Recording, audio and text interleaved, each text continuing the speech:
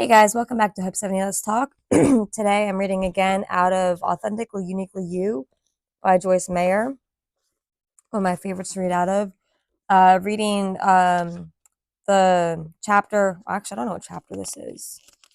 This is chapter 4. It's called Uniquely You. um, and I'm reading from Let God Guide You. It says, instead of thinking you cannot hear from God or being fearful that you will somehow miss his guidance, be positive. Believe that you do hear him and that if you do, wait, believe that you do hear from him and that if you miss him, he will find you. God meets us where we are and helps us to get where we should be. He can even take our mistakes and make them work out for our goods as long as we keep trusting him. God is often a lot more confident in us than we are in ourselves, and he will never give up on us. When we fail or fall down, as long as we keep getting back up and trying again, God will keep working with us. Although we will have our own imperfections, as long as we live, we do get stronger and improve all the time. Instead of thinking about how far we have to go, we should celebrate how far we have come.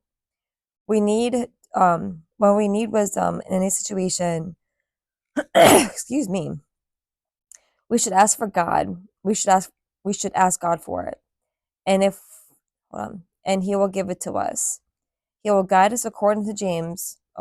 He will guide us according to James 1:5. If any of you lacks wisdom, you should ask God, who gives us generously to all without finding fault, and it will be given to you.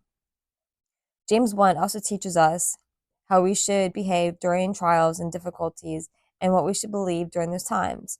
It is important to believe that something good will come out of our challenges. We are to persevere and trust God to give us the wisdom when we ask for it.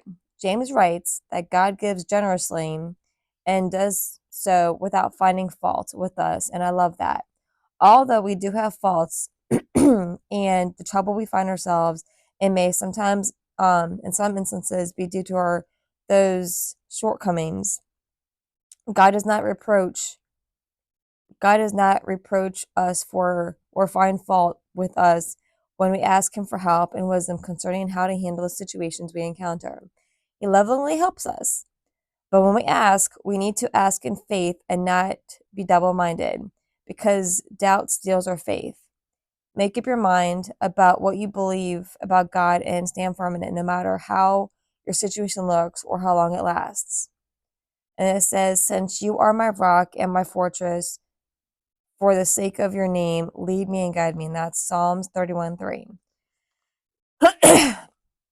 Then it continues on saying, God doesn't help us because we deserve his assistance. He helps us for his name's sake.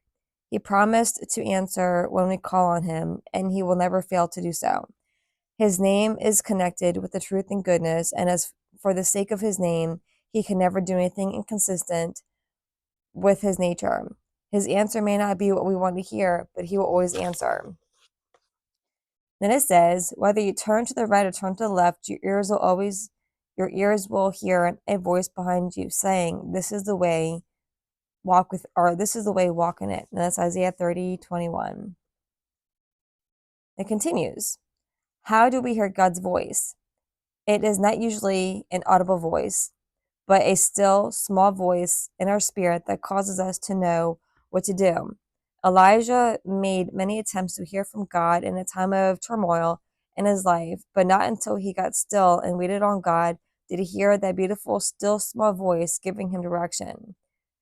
The new, I don't know what that says. The NIV, I don't know what that means. Anyhow, says, says that he heard a gentle whisper, regardless of how it's translated. It was not a loud, booming, boisterous voice. It was quiet, and Elijah had to be still and quiet in order to hear it. In order to be your unique self, it is important for you to know that you can be guided by God. He will put desires in your heart, and they may not make sense to anyone but you. This is why you can't let other people tell you what to do with your life. It is your life, given to you as a gift from God. He has gifted you in a way that allows you to fit into his perfect plan, but only if you follow him and refuse to let the demands and pressures of other people control you. What do you do if your desire is to become a concert pianist, but your dad wants you to take over the family business? You should lovingly explain to him that if you take over the business, you won't do a good job because you have something else in your heart. People who don't follow their hearts are never happy. They live frustrated, disappointed lives. Be courageous enough to be true to your be courageous to be true to yourself, and the people who genuinely love you will stick with you even if you don't do what they think you should do. Most people have a strong tendency to try to get other people to do what they are doing the way they do it, but what God has led them to do may not work for other people. I recently talked with a man who heard from God about a way to discipline himself to have a regular devotional time. This man had previously had difficulty disciplining himself in this area, but when he did what God placed in his heart, it worked out perfectly for him. He quickly found himself succeeding in an area in which he had previously failed. He immediately began telling other people that they should do what God told him to do, thinking that they would get the same positive result he enjoyed, but they didn't. I believe it is a mistake to do something like this unless God has directed you to do so. We are all unique, and what works for one and what works for one person may not work for another. Just as we don't like being pressured, neither do other people. So let's make sure we don't pressure others to do what we do. Making a suggestion is fine, but pressure is not a good idea. If you are talking with someone who is insecure, this person will feel compelled to do what you suggest and then be confused and may even feel condemned if it doesn't work out. Help people find their own path in life instead of pressuring them to walk on your path. And then this ends with help people find their own path instead of pressuring them to walk in your own path. That is absolutely major.